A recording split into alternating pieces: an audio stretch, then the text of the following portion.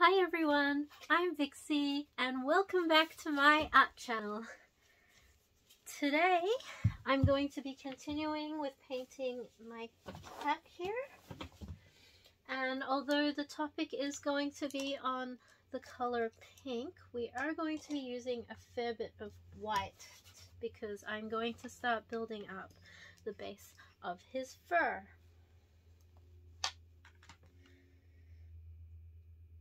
So I'm just gonna pop some right from the tube onto the palette here, and I'm gonna put a fair bit because we are going to actually cover quite a lot today. And probably in a fairly decent amount of time. So I've also been soaking my round brushes in here. I've specifically chosen all the round ones because I think they will give me the most hair-like kind of strokes. So these ones are the thicker ones that I had from the previous earlier sets.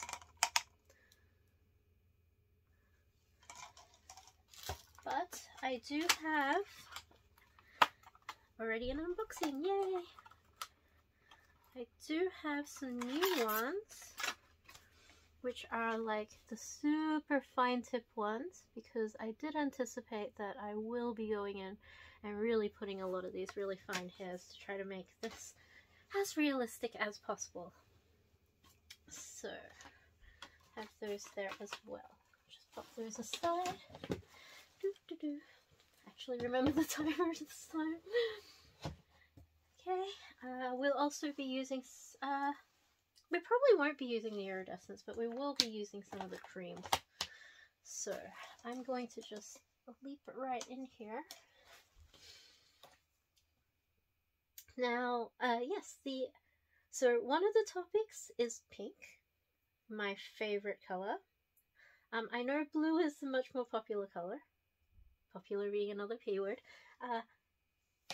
So I know blue is a far more popular color, but I've always had an affinity for pink. I think that, as I have mentioned time and time again, I am female I'm female presenting, so I think I kind of overcompensated in the whole presenting part and went quite overboard with the pink. And of course my mother was quite excited about the fact that I like the color pink, because as I mentioned, I grew up being quite a lot of a tomboy, so, and I did not like take to Barbies and things like this, so Mum always, like, she wanted me to be into dolls and things, and I was just like, I was into like the Hot Wheels and computer games and you know, those things that are traditionally kind of viewed as more masculine.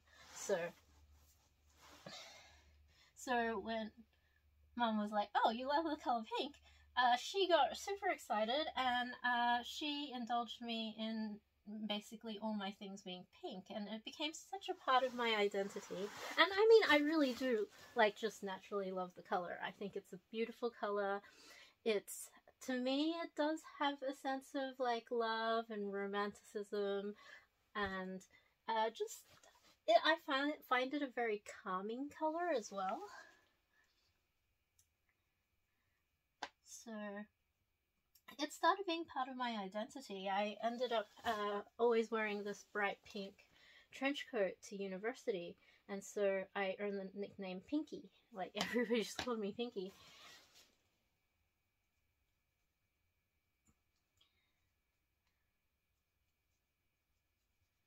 Now I'm putting a fair bit of the fluffy whiteness right around the edges, and that's really good because it kind of blends with the background a little bit, so you do get the sense of it like being like little hairs that are just fluffy and sticking out. And this will be like a great little base for his more gingery fur bits. I'm just gonna cover up the whole of his back here with it, and I'm gonna start like really filling in the whole of him, but again, it's the ears. Just I might go in with a thinner brush for this. A little more detail around his ears. So, and while the brushes, I'm going fairly wet, so I still get a nice clean line, rather than a jagged kind of pixelated kind of line. So my brush is quite wet, but I'm still just putting the paint in really thickly. The paint is dry, like the paint is not mixed with water. That's what I'm trying to get at.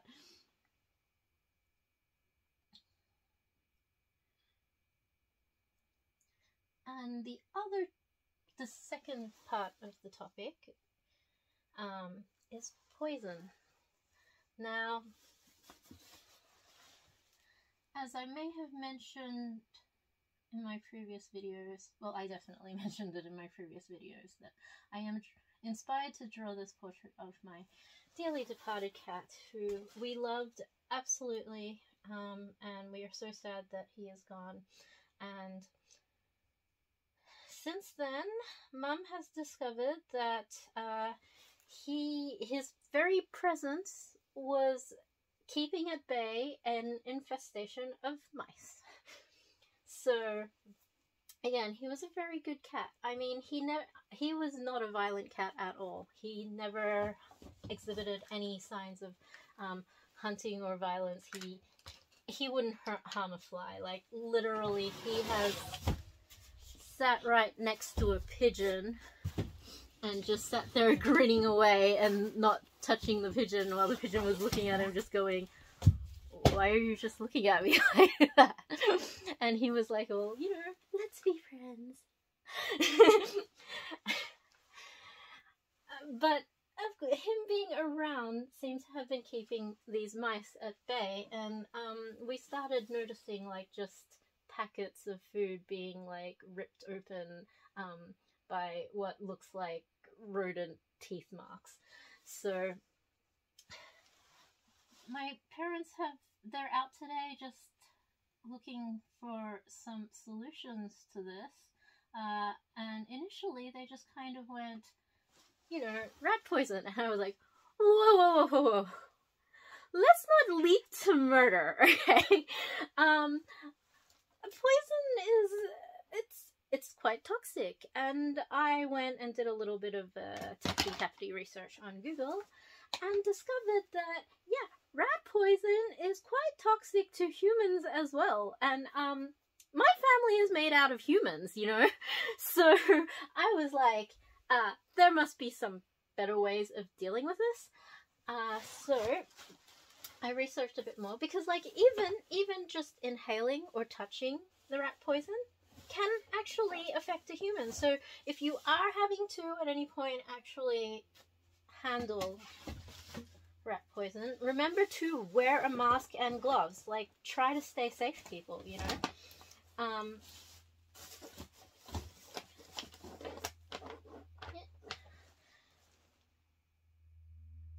And there are quite a few other methods on the market that I also looked at. And I came across quite an interesting one that unfortunately is not available where I am in Australia, but in America, and it's not available in Canada either. It's available in, as far as I can tell, only in America, and it's contraception for mice. It comes in, like, a powder that you put in, like, they recommend a porcelain dish or something like that to feed the wild mice with, and it sounds like quite a humane way of going about it, because essentially what it does is it's a herbal contraceptive remedy. So it's completely safe and non-toxic to humans and pets. So if you've got some puppies and kittens as well, they'll be nice and safe. And I mean, even if your neighbors and stuff have puppies and kittens, you don't want to harm them in any way, you see. So this this herbal remedy, which I cannot say the brand name because I have no affiliation with them, but I'm sure you can Google it. They change the hormones of the mice so that they don't reproduce. However, this also ups their pheromones, so they attract like other mice to mate with. So basically, it's super humane because you'll basically be helping these mice get a lot of, you know, action before they eventually die of natural causes, which is like between 2 and 5 years is like the natural lifespan of a mouse.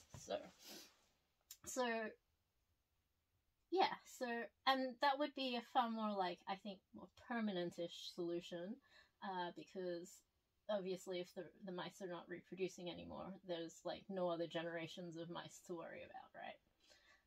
And it sounds humane because it's like not murdering any living beings or creatures. It's just, you know, it's just offering them an avenue of family planning. So I mean, I thought that was interesting, and if I did live in one of those areas that did have that available, I would definitely be pitching that to my parents. However, I do not. So I looked for some other solutions, and peppermint oil, it turns out. Peppermint oil is a deterrent. Like, it just sort of makes them go, ew, that smells disgusting, and not want to be around the smell of the peppermint oil. So I tried to talk my parents into that option, but I don't actually know what they've chosen yet. They're still out shopping for that. So yeah, so that was my topic, my 2 topics. Yay!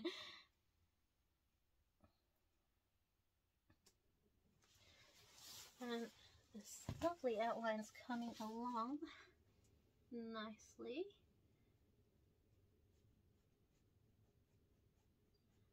I should start kind of thinking about where the light is coming from. I kind of feel like the light should be coming from here a bit more. In the reference picture though, you can, like, it's a badly pixelated picture, but you can kind of see like where the outlines are, where it connects to the blue. You do actually see a bit of an aura of white fluffy fur showing through.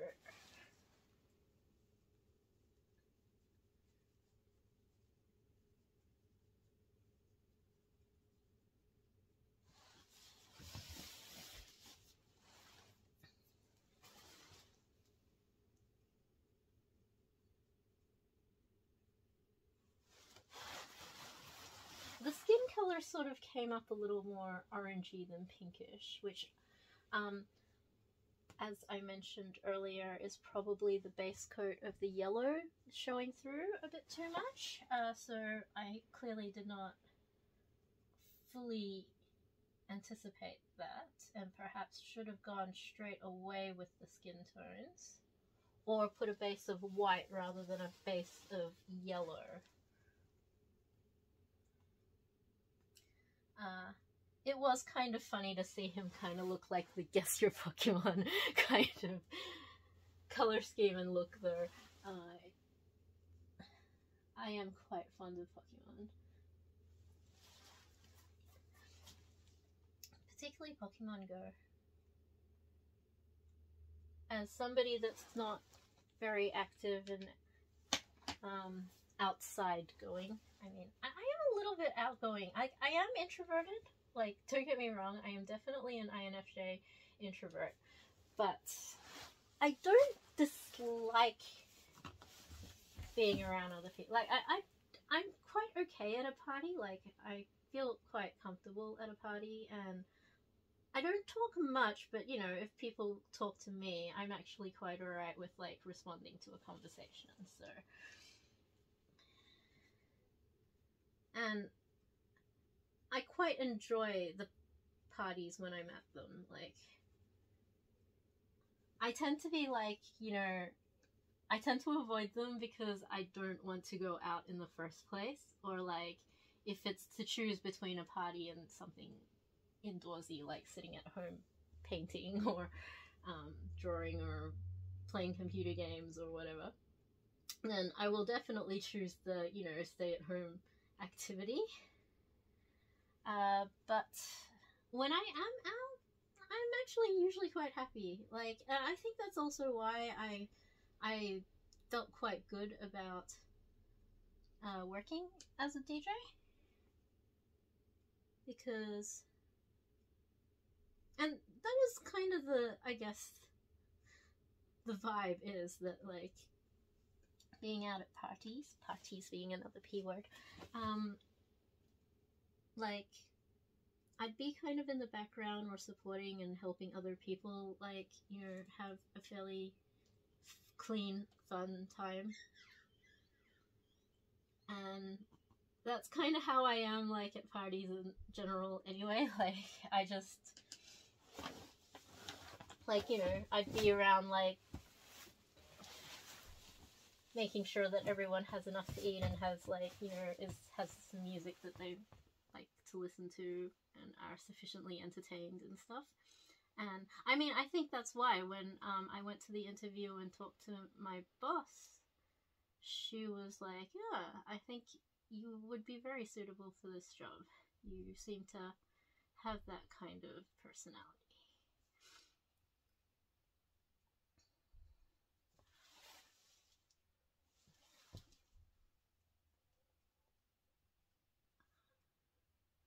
I'm gonna not go too far over the edge here with this brush because it's not coming out very thinly. I will definitely be going over with the thinner brushes soon enough.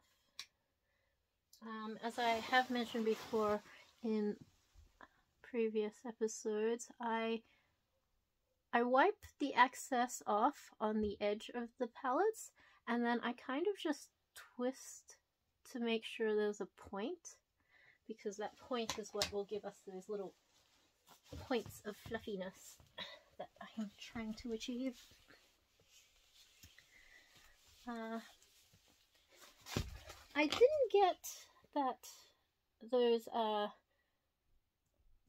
camera goggles to work, so please bear with me as I do this final work, and it's probably not very visible. But basically I'm just painting on each little fluffy piece of hair and trying to maintain a little bit of tip showing over the blue.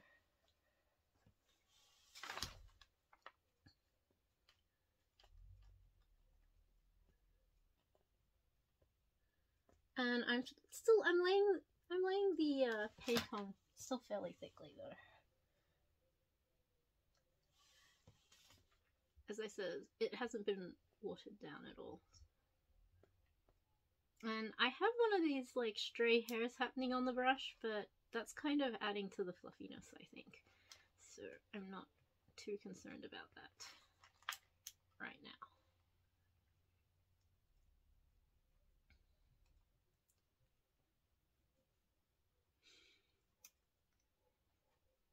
And with I wish like the making of Monsters Inc. and they had like the computer program that like individually drew like blades of both grass and fur. Like they originally made it for grass, and they modified it for Sully's fur. So Sully is a big fluffy blue guy.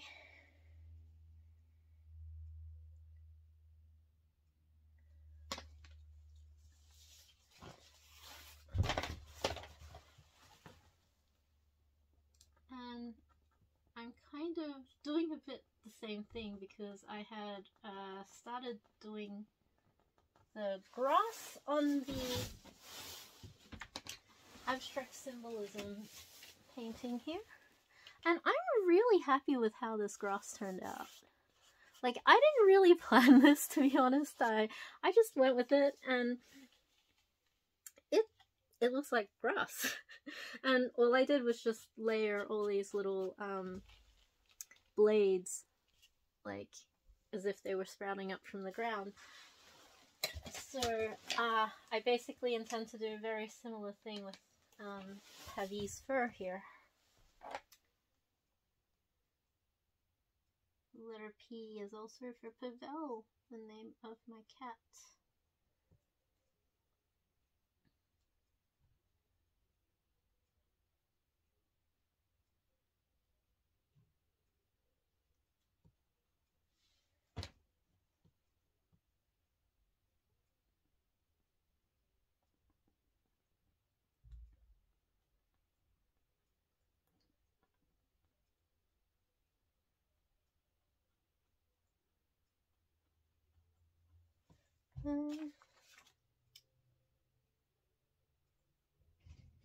There is a little bit of shading here, so we won't go too hard into that.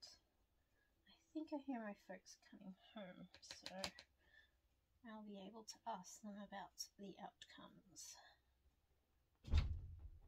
Yep, that's the front door. Well, I might cut this video a little bit shorter than usual. I might have a longer one next time.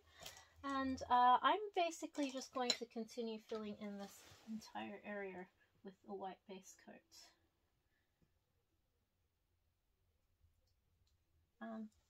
Thank you so much. Thank you so much for your support and watching this episode, as well as like please check out the rest of the series, and please like, share, subscribe. Again, subscribing really helps this channel a lot, particularly since I do look towards having some live content where I can interactively chat to you and ask you questions, run some polls, things like that, so it will unlock other tools. And plus people can actively guess who this content creator or streamer is that I am trying to represent in this picture. So please like, share, subscribe, click on the notification bell, and I hope to see you next time. Okay, bye.